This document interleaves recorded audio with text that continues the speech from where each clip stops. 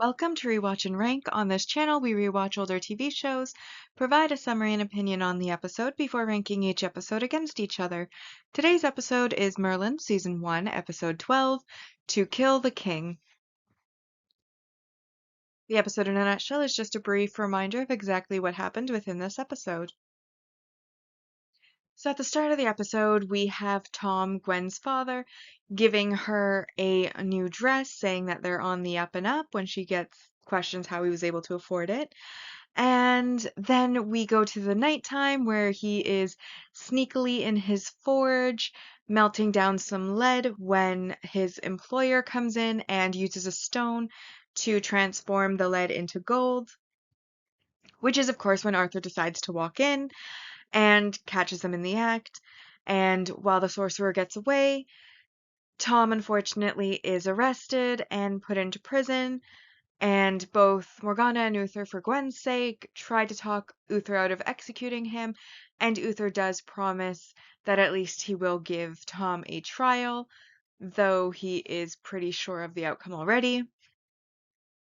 Morgana, not wanting this to happen, steals a key from Arthur's room for the dungeon and gives it to Tom when she visits him, telling him essentially like she can't give him any relief, that, he's pretty much dead, and seize the moment when you can. So Tom does as she says, uses the key, and does attempt to escape, which of course earns him a kill on sight order because now a trial isn't necessary. He is an escaped prisoner, and when they do inevitably catch him, they do end up killing him. And this, of course, makes Morgana even angrier at Uther, and she storms in, she berates him. He does not have to take that because he is the king, and so he decides to lock her up in the dungeon overnight. When she gets out the next day, she finds out from Gwen that the sorcerer had attacked her looking for a stone that he had dropped, which coincidentally Morgana had happened to pick up while looking for Gwen earlier that day. And so Morgana then takes the stone to Torian the sorcerer in Gwen's place, and he almost tries to kill her, but then she tells him that she wants Uther dead too. And who might be listening, you might ask? Well, Merlin. And Merlin struggles with knowing that Morgana is plotting against the king. He asks for advice from Gaius, he asks for advice from the dragon, and then he asks for advice from Gwen.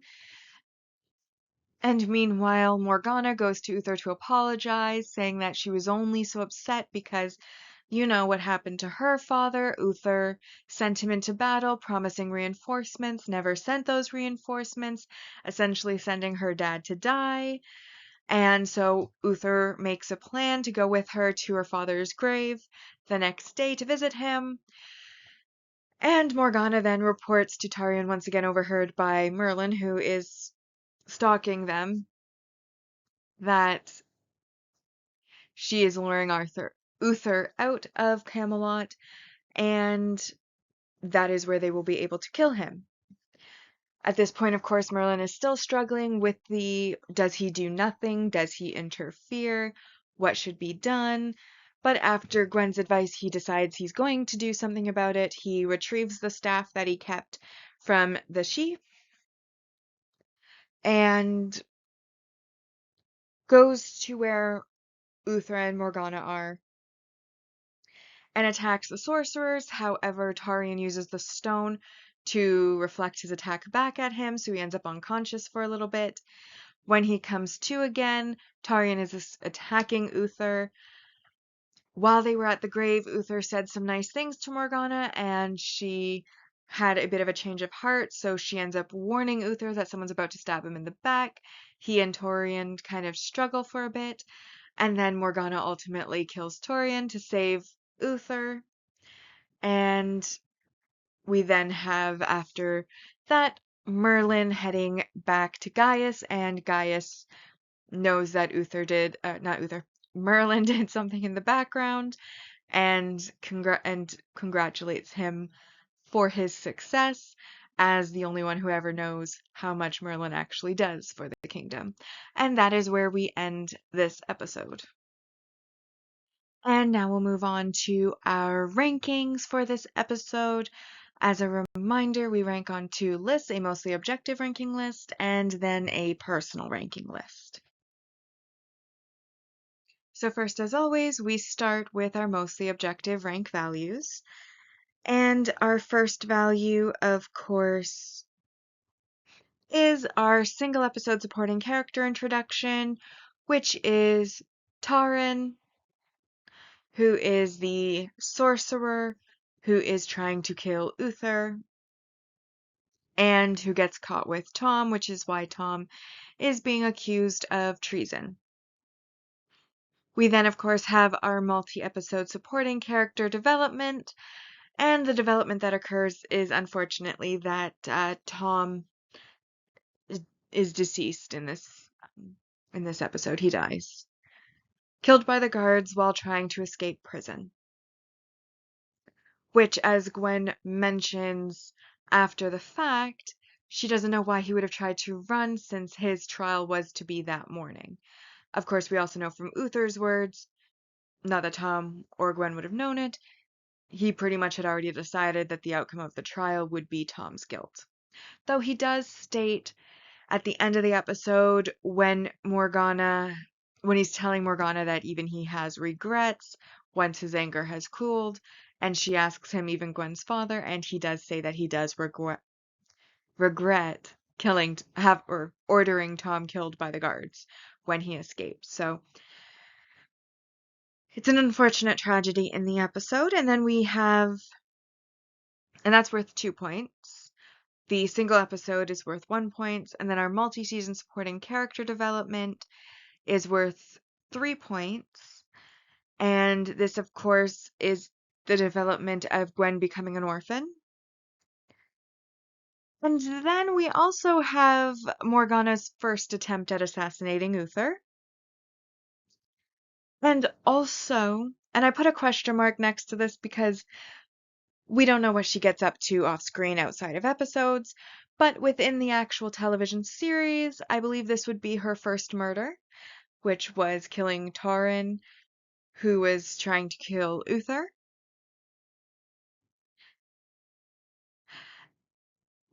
Which brings us to 6 on our positive points, but there is a -2, which is for the negative messaging or behavior. Now, obviously, we have Morgana stealing a key from Arthur's room. This is theft. That is a crime. Giving it to Tom, who then uses it to break out of prison. Breaking out of prison is a crime.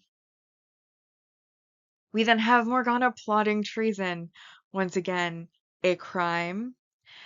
And then the final negative messaging and behavior that is falling within this episode is Morgana murdering Taran, which honestly, fair enough, it was in defense of others that she committed the murder, but she also was the one who set it up, and then she basically killed her co-conspirator to keep everything quiet.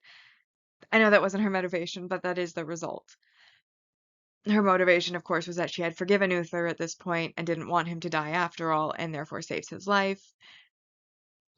But it has the added benefit of quieting her co-conspirator. So, negative messaging and behavior, lots of it. But I'm only going to count it as 1 negative point because they were all a bunch of, well, because usually with negative messaging and behavior, I do count it in bulk and only give the negative points once unless something is like wildly horrible. Either way, that brings us to a 4 out of 10 objective ranking for this episode. So now that we have our ranking, we will add it to our season 1 ranking so far, and the mostly objective ranking list is as follows. The Dragon's Call is in first place, then The Beginning of the End, Excalibur, The Labyrinth of Godreth, Lancelot, Valiant, The Poisoned Chalice, The Gates of Avalon, The Moment of Truth. This episode, To Kill the King, is in 10th place.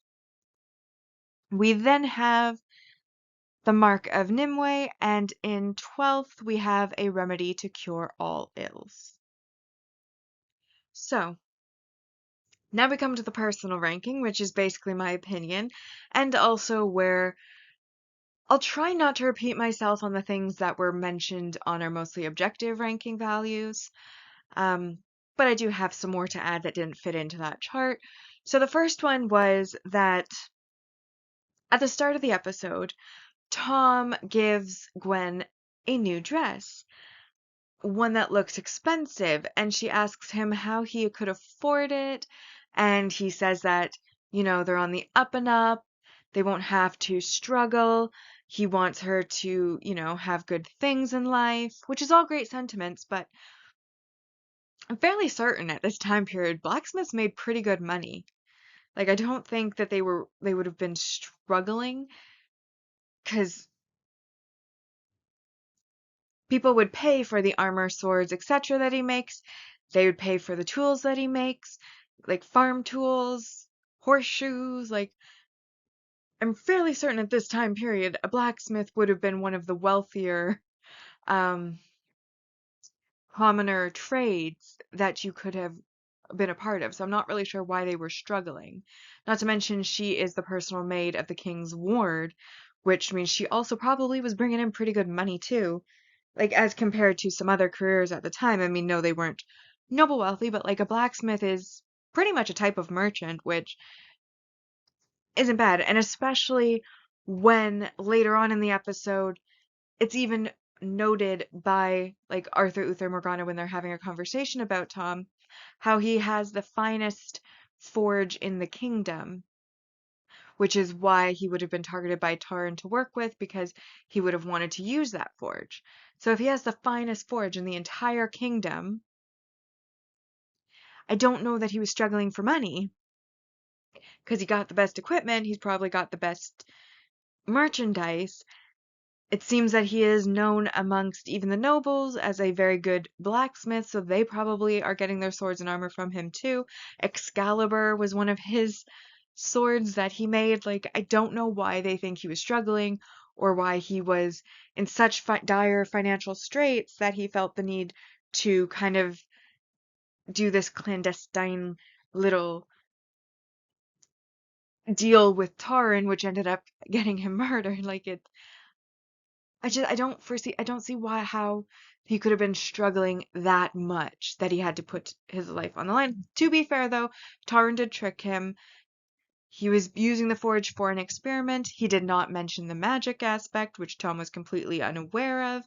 And then, of course, it just so happens that, Arthur walks in mid-experiment, sees them together, and, everything happened. So Tom was a bit naive in this case, but again, did he have to risk it anyways? He even states when Gwen goes to visit him that the reason he didn't tell her about it is because she's careful and would have stopped him. And it's like, maybe you should have told her.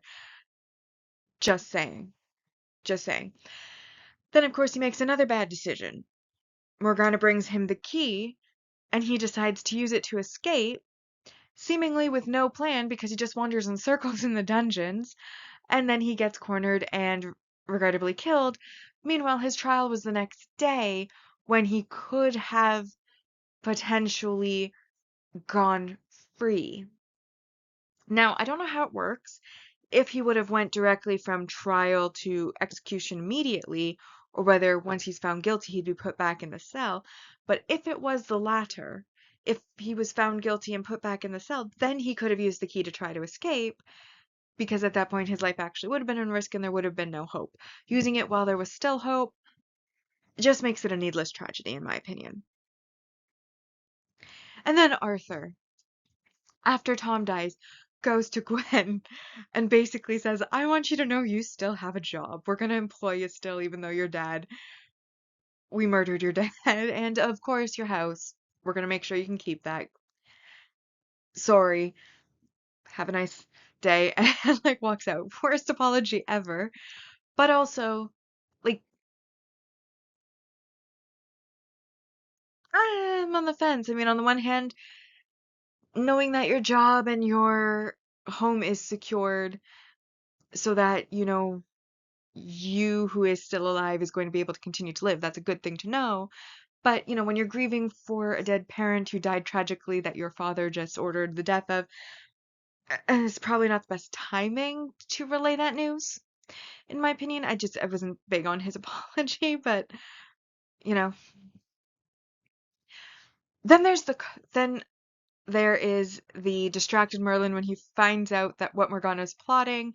He, of course, is very distracted by knowing this information, and the first person he kind of asks for advice is with regards to Gaius talking, or was it the dragon that he went to first? I suddenly had a crisis of memory and cannot recall. Either way, at a particular meal with Gaius, Gaius asks Merlin to pass him the salt, and he passes him an apple instead. Then he kind of makes his excuses to leave and tries to walk into a broom cupboard, which were a couple aspects of comedy in the episode that I enjoyed greatly. And then, of course, there's so as mentioned, he goes to the dragon for advice. The dragon says, "Do nothing. Your destiny is to guide Arthur to be the king that he is meant to be, and he cannot be king while Uther is there, so just ignore it." And then Merlin, of course, makes the decision. No, then he yells at the dragon that he didn't hear anywhere in his destiny where it said he was to become a murderer, and it's like, who said you were killing Uther? Nobody said you were going to kill Uther. In fact, he doesn't kill Uther. Like, I don't understand why he would yell that. He's obviously not a murderer. Just because you happen to know that somebody is plotting treason, doing nothing is bystander behavior, but that's not criminal, I don't think. Well, like accomplice at best. Accomplice at best. Like, you're not going to be the murderer by withholding information. That does not make you a murderer. I thought that was ridiculous. But yeah, it could make you an accomplice or bystander to do nothing. But also, why go to the dragon for advice when you literally every single time the dragon gives you advice, do the exact opposite or something completely different? You might as well not waste your time. And then there was just a couple things like the wardrobe. One thing I have to say is they do cloaks really well in this show. When they are walking around with cloaks, like they just flow and they like spread out and they ripple and it's beautiful. I love the cloaks in this series. They do them very well. And then there's also Uther. And he's a bit of a conundrum to me because it's like, on the one hand, everybody hates Uther. That's why they try to kill Arthur every time. And then when somebody does finally point the sword towards the person they hate, Uther still ends up being protected by the people whom he is persecuting. I do not get Uther. I really don't get that character. I do not get why all of his enemies are trying to kill their future hope, who is the once and future king Arthur. Like, Arthur's always the target of Uther's enemies, and it's like, he's the one who can bring back magic. He is the one who is prophesied and promised to unite Albion, to bring magic back, and yet every time you're angry at Uther, you're targeting Arthur. And then when you finally do target Uther, who you should be killing, if you are like a magical person who wants Arthur's reign to start, then you end up protecting him because, oh, I don't want to be a murderer. Like, it's just, he's such a conundrum to me. I'm like, is he just like magically, divinely protected? And I know he continues to escape death and be protected and saved despite all the bad that he's done for like several more seasons. And I just do not understand like how the logic of the show works. Like, I know it's for the drama. I know it's for, so not Uther, Arthur and Merlin can go on their adventures and stuff, but it's just like, why does everybody target Arthur? And then if they finally do target Uther, why is he being protected by the very people who are trying or waiting for him to get out of power so Arthur can come into power? Makes no sense to me. Complete conundrum, always confusing. Either way, I liked the episode. I thought there was a little bit of comedy. I thought there was a lot of serious themes, but it wasn't my favorite. So I decided to rank it a 7 out of 10, which I felt was pretty reasonable for the episode. Wasn't the best, but it definitely wasn't bad. And that then brings our personal rankings for season 1 so far to, in first place, The Labyrinth of Godreth, then The Poison Chalice, The Dragon's Call, The Gates of Avalon, Lancelot. This episode, To Kill the King, came in 6th place. Then we have The Beginning of the End, Excalibur, Valiant, The Mark of Nimue, and then A Remedy to Cure All Ills, and in 12th place, The Moment of Truth. And so that brings us to our series ranking so far, which of course is where we are going to be ranking each of the seasons against each other. And on our mostly objective ranking, we so far have a score of 80 out of a maximum 130. And for the personal ranking, a 77 out of 130. And with that, we've now rewatched and ranked Merlin Season 1, Episode 12, To Kill the King. Like and subscribe if you'd like to, and I'll see you in the next episode.